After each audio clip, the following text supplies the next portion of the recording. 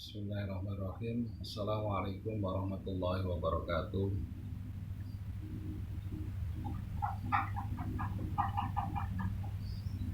Innal hamdalillah nahmaduhu wa nasta'inuhu wa nastaghfiruh wa na'udzu billahi min shururi anfusina wa min sayyiati a'malina may yahdihillahu fala mudilla lahu wa may yudlil fala hadiya lahu.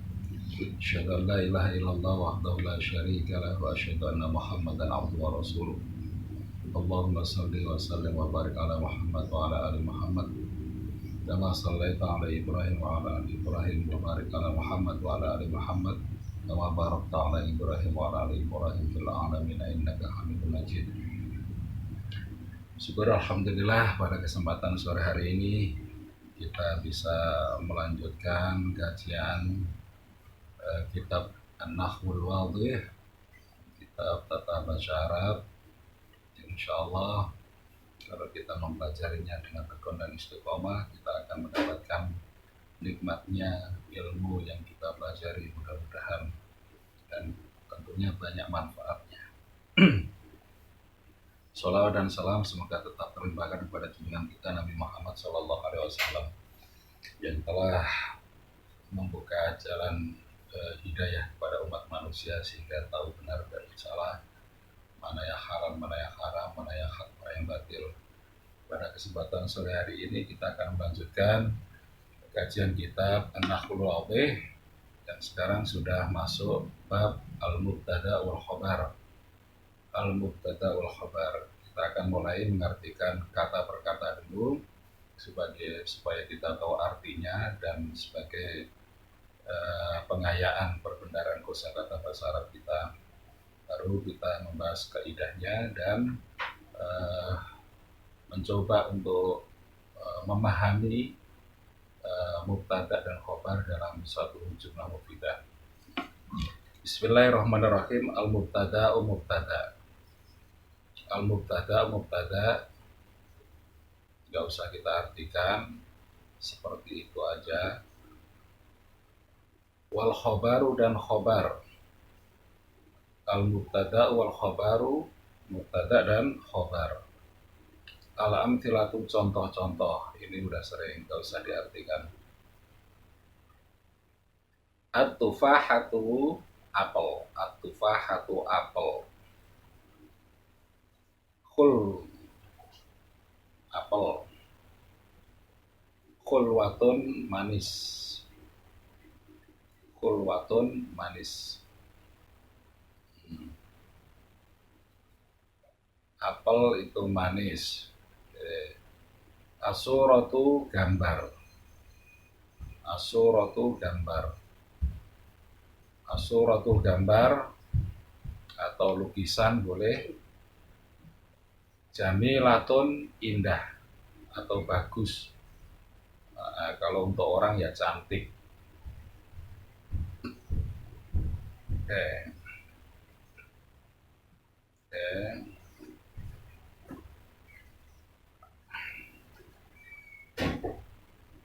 Al-jaryu, al-jaryu, al-jaryu berlari, al-jaryu berlari, al-jaryu berlari.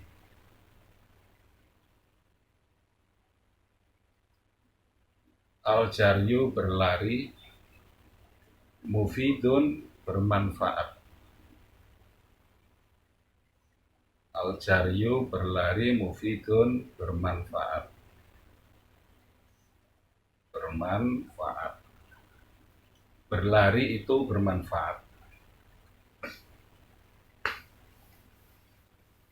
4. Al-qitaru, al-qitaru kereta. Kereta. Al-qitaru kereta, sari'un cepat. Kereta itu cepat. Kereta itu cepat. An-nadhafatu bersih atau kebersihan. Kebersihan. Kebersihan. Wajibatun wajib.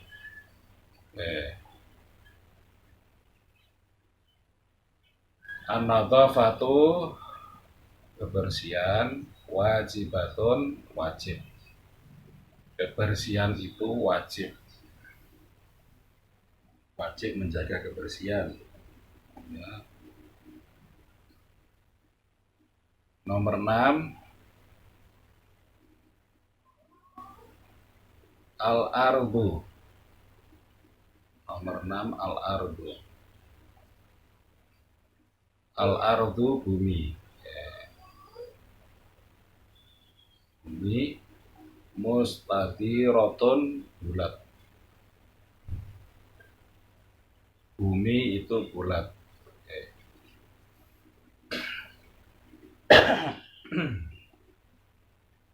Coba diulang lagi.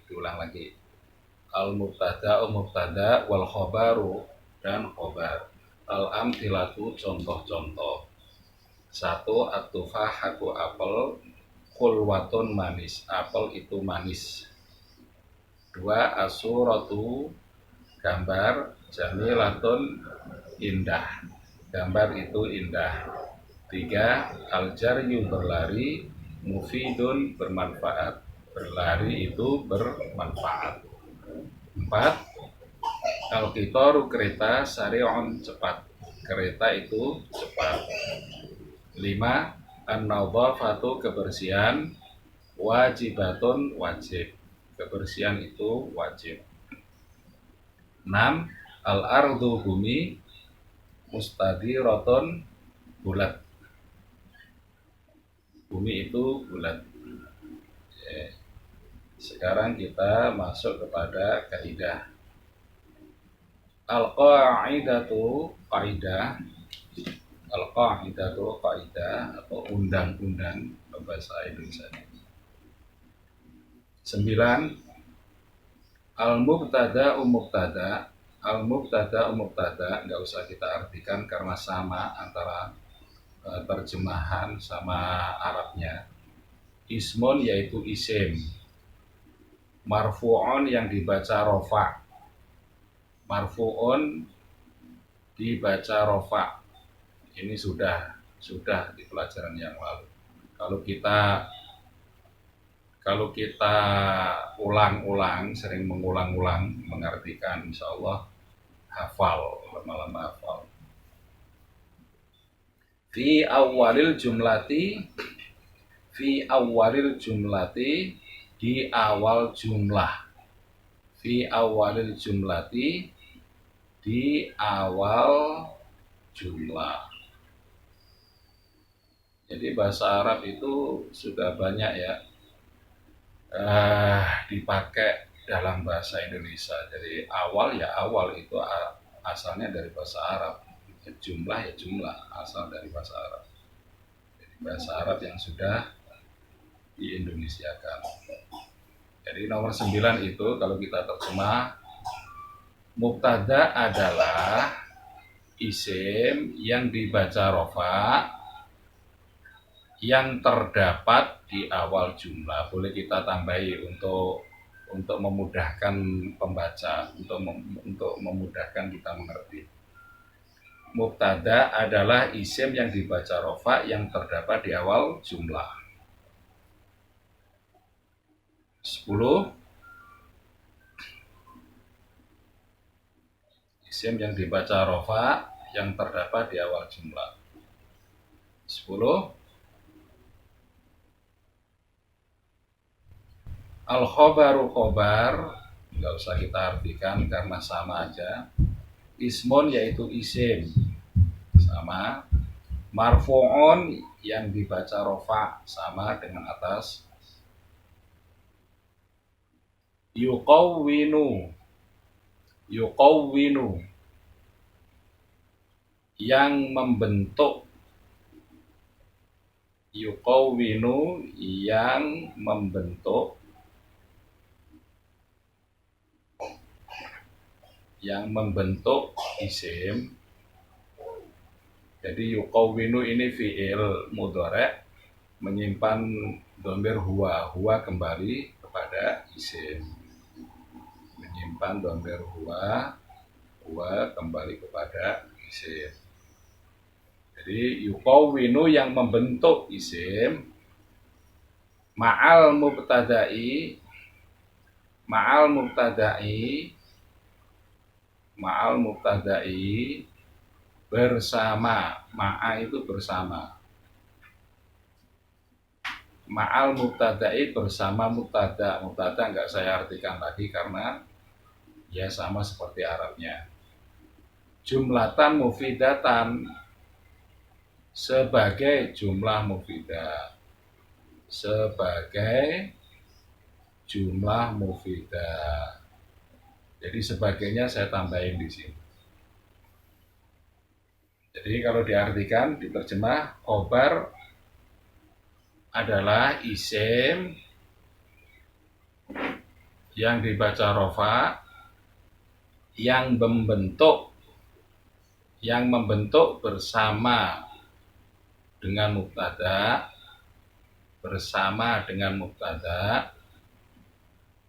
sebagai jumlah mufidah. Jadi kaidah ini harus dihafal. Kalau nggak dihafal nggak akan paham. Dengan mubtada sebagai jumlah mufidah. Khobar adalah isim yang dibaca rofa, yang membentuk bersama mubtada sebagai jumlah mufidah.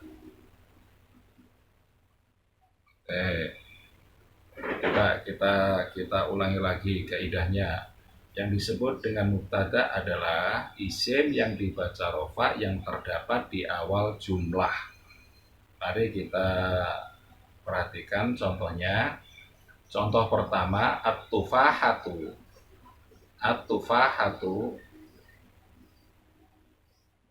At-tufahatu apa tadi? Apel. At-tufahatu apel.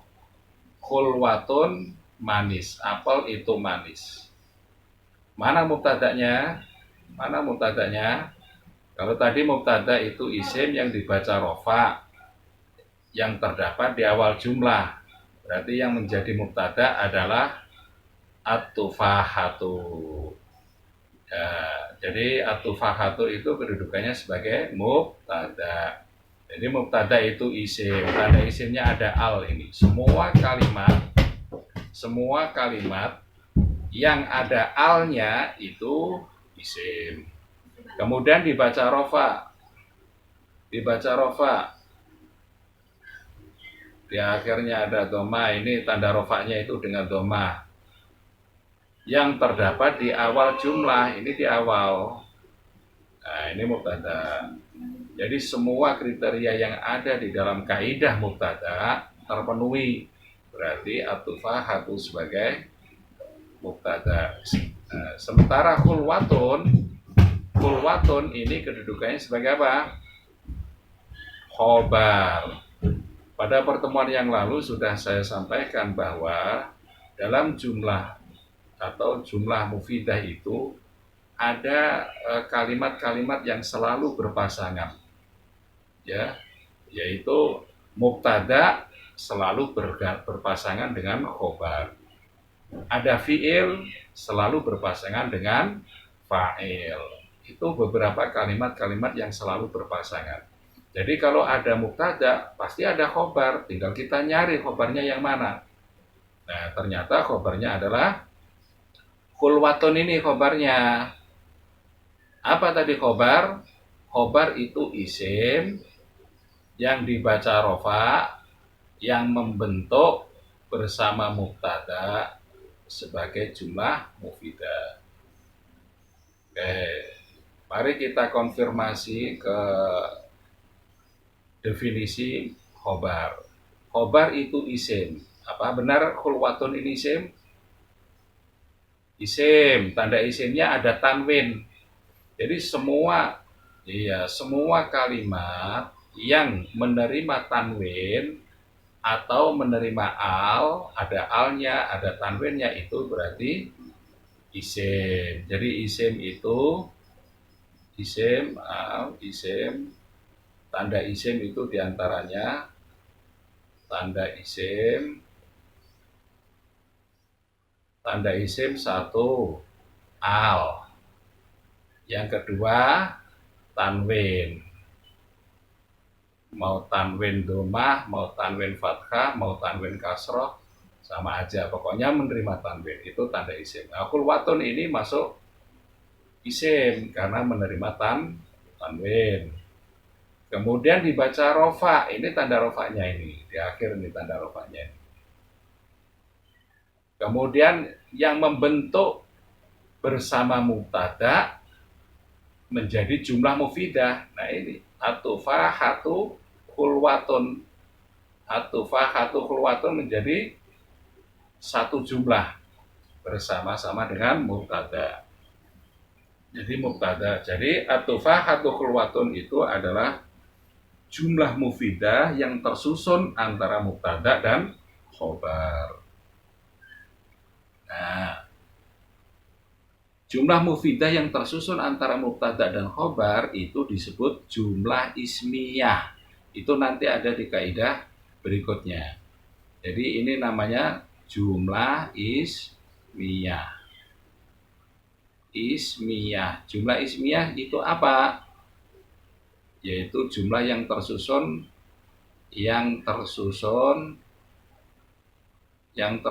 antara mubtada dan khobar. Mubtada dan khobar. Oke. Contoh nomor 1 bisa dimengerti ya, bisa dipahami.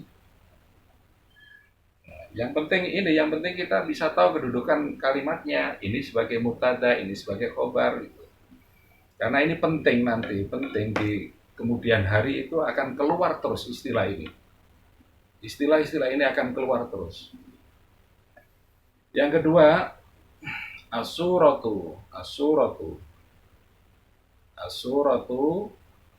Gambar jamilatun indah. Gambar itu indah. Pada contoh nomor 2 ini, mana mubtadanya? As-suratu ini mubtada. Nah, ini sebagai mubtada. Jumlatun sebagai khobar. Yaitu apa khobar? Isim yang dibaca rofa, yang membentuk bersama mubtada sebagai jumlah mufidah. Susunan antara mubtada dan khobar disebut jumlah ismiyah. Ini saya ulang-ulang pertanyaan ini supaya nyantol gitu. Supaya kalau nggak diulang, kalau nggak ditanyain terus nanti hilang. Contoh nomor 3. Gampang kan belajar bahasa Arab itu sebetulnya gampang. Contoh nomor 3 al-jaryu. Sebagai apa ini al-jaryu? Mubtada. Al-jaryu sebagai mubtada. Mufidun khobar. Apa mubtada?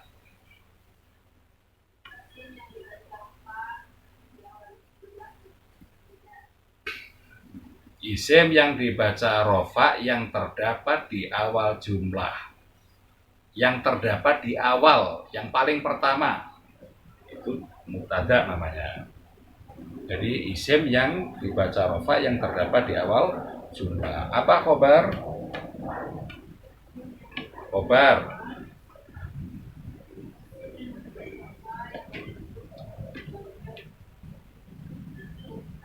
yang membentuk jumlah mufidah bersama dengan mubtada. Boleh dibolak-balik. Yang membentuk jumlah mufidah bersama-sama dengan mubtada, atau yang membentuk bersama mubtada sebagai jumlah mufidah. Jadi kalau sudah paham itu menerjemahkan itu terserah kita, yang penting kita paham. Ya, menerjemahkan itu terserah kita. Mau dibalik-balik terserah, yang penting kita tahu artinya. Contoh nomor 4, al-qitaru kereta. Al-qitaru kereta. Sebagai apa ini al-qitaru? Mubtada. Syari'un khobar. Susunan antara mubtada dan khobar disebut jumlah ismiyah. bukan bukan jumlah mufidah. Kalau jumlah mufidah itu jumlah yang sudah dapat dimengerti artinya secara sempurna. Ya kan kembalinya ke kaidah akhirnya. Ya. Jadi cara berpikir kita tidak boleh keluar dari kaidah bakunya. Nomor 5, nomor 5, nomor 5 mana nomor 5 an-nadhafatu sebagai apa? Mubtada wajibatun khobar. Susunan mubtada khobar disebut jumlah ismiyah. Coba diulang-ulangi harus nyantol. 6. Al-ardu bumi sebagai mubtada. Mustadiratun bulat sebagai khobar. Susunan mubtada khobar disebut jumlah ismiyah. Sudah, materinya sudah selesai. Jadi segampang itu. Jadi kita cukup mengetahui apa sih mubtada, apa khobar. Susunan mubtada khobar itu disebut jumlah apa. Kemudian kita bisa mengidentifikasi mubtada itu dalam suatu contoh. Mana mubtadanya, mana khobarnya. Ada pertanyaan di sini? Karena materi jumlah mubtada khobar pembahasannya sangat simpel kayak gini. Silakan yang mau di screenshot, silakan di screenshot supaya tidak hilang. Catatan selain nyatat sendiri, screenshot supaya ada datanya. Baik. Kalau sudah paham mubtada khobar, saya lanjutkan materi berikutnya nih. Karena mubtada khobar sudah selesai. Kemudian saya lanjutkan materinya.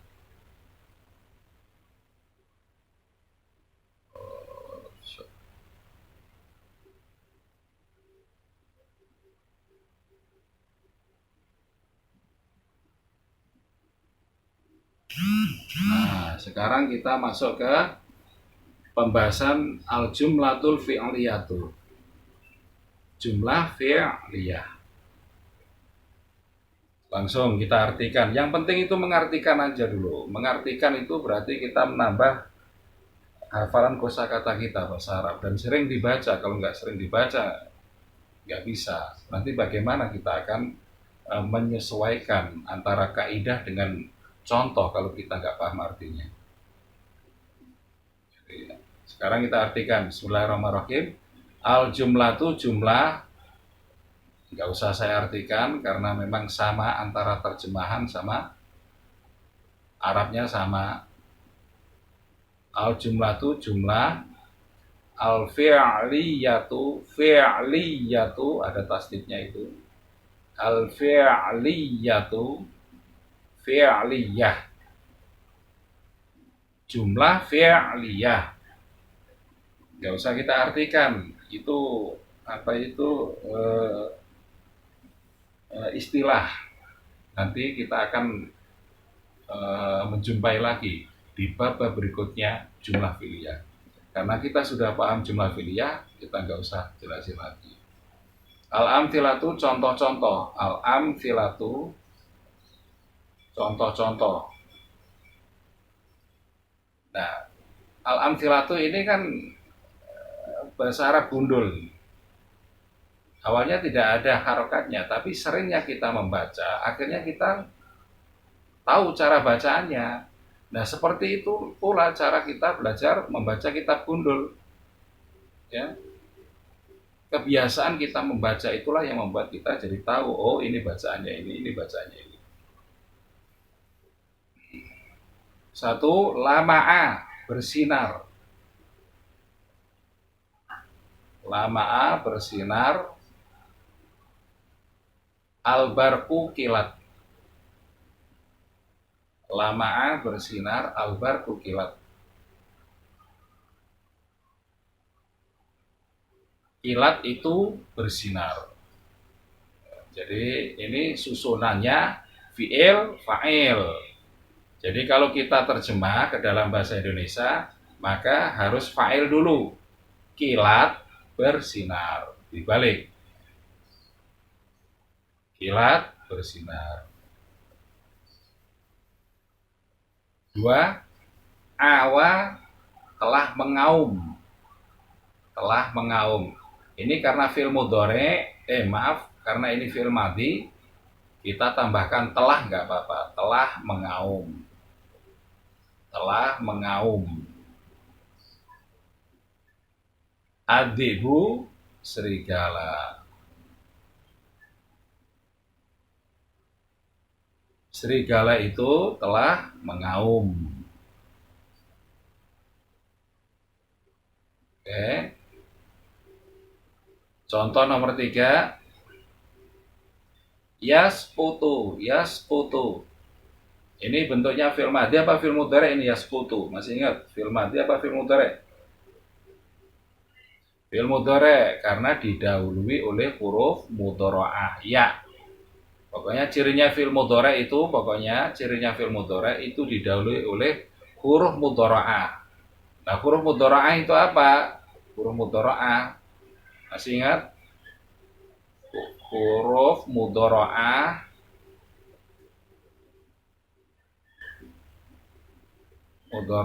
itu hamzah, ya, ta, dan nun. Nah, pada kata yaskutu ini diawali dengan huruf ya. Huruf mudhara'ah berarti fi'il mudhari. Yaskutu berarti sedang atau akan turun. Sedang jatuh. Sedang jatuh. Asalju, salju. Asalju, salju. Jadi salju itu bahasa Arab. Asalju, salju.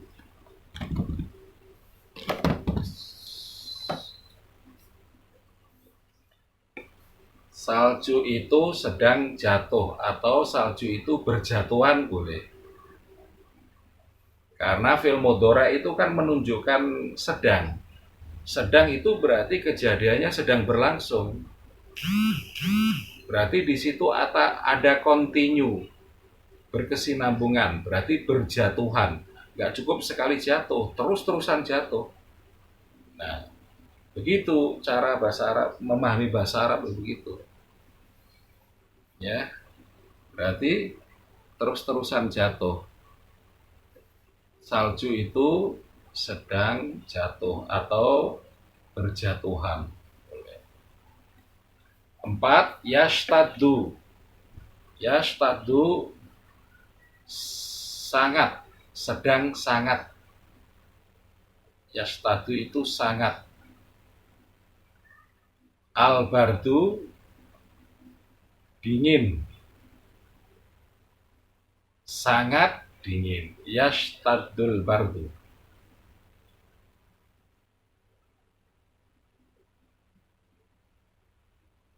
Sangat dingin. Dinginnya sangat sekali. Sangat itu istadda. Dingin sangat. Atau sangat dingin boleh. Yang penting sudah bisa memberi pemahaman secara sempurna. 5. Iktif.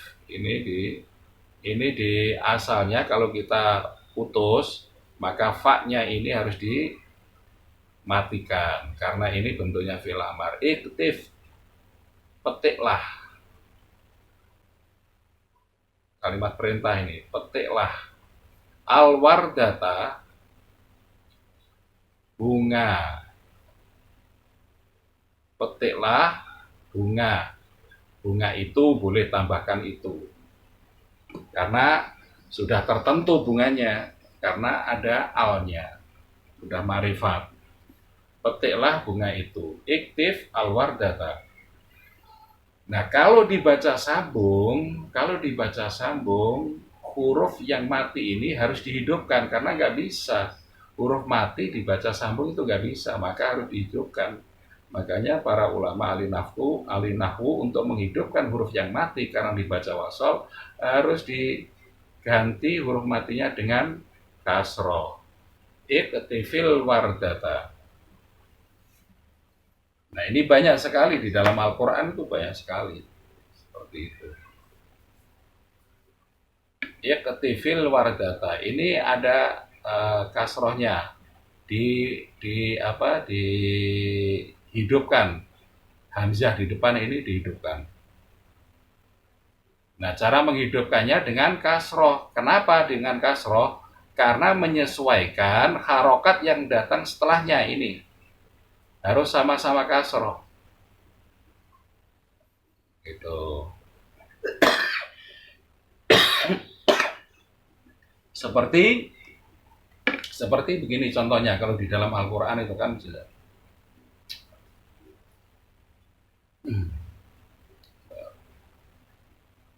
Kalau di dalam Al-Quran itu seperti begini. Ini hamzahnya dibaca, harus dihidupkan kan. Kalau nggak dihidupkan nggak bisa baca, nggak bisa berbunyi ini. Nah, untuk menghidupkan hamzah di depan ini, harokat yang cocok apa?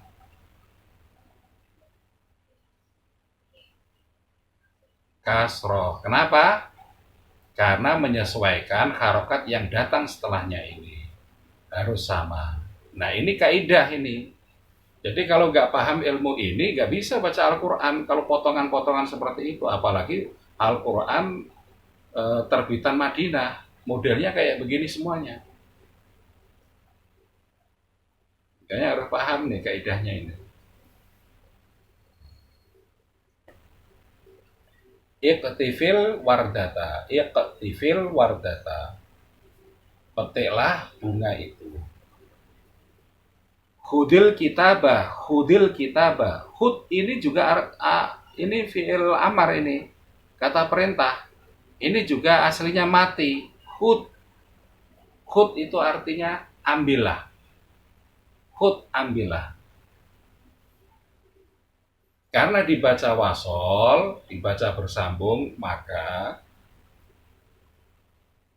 tanda matinya itu harus dihidupkan, yaitu dengan harokat kasro. Hun menjadi khudil kitabah. Tapi kalau kita artikan perkata, saya baca mati kalau diartikan perkata supaya pendengar itu paham. Khud bacalah al-kitabah, kitab. Karena ada alnya berarti sudah ma'rifat. Ma'rifat itu artinya sudah tertentu, kitabnya sudah jelas, yaitu yang dimaksud kitab itu. Berarti ambillah kitab itu.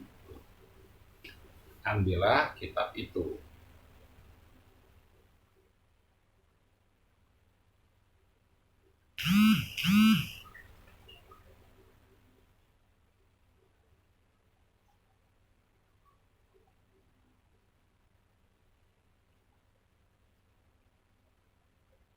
Ambillah kitab itu. Itunya nggak usah tulis, nggak usah saya tulis karena aslinya Alkitab ya kitab. Itu kan tambahan kita, tambahan. Nah menambahkan ini, menambahkan itu juga nggak sembarangan. Kalau orang nggak paham ilmu ini nggak bisa menambahkan itu. Karena kita paham itu sudah marifat, maka boleh ditambahkan itu. Makanya di awal saya sampaikan bahwa ilmu ini wajib dipelajari. Kalau nggak dipelajari nggak akan bisa mengartikan Al-Quran. Nah kita belajar ilmu ini tujuannya itu untuk mengartikan Al-Quran. Karena Al-Quran itu pedoman hidup, memahaminya itu adalah kewajiban bagi setiap muslim, maka mempelajari alatnya wajib hukumnya. Kita masuk ke kaidah al-qaidatu, kaidah undang-undang kaidah. Kullu jumlatin. Kullu jumlatin. Apa kullu itu? Kemarin setiap jumlatin jumlah. Tatarok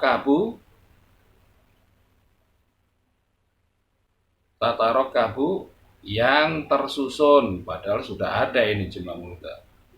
Yang tersusun min fi'lin dari fi'il, ini sudah ada ini min fi'lin dari fi'il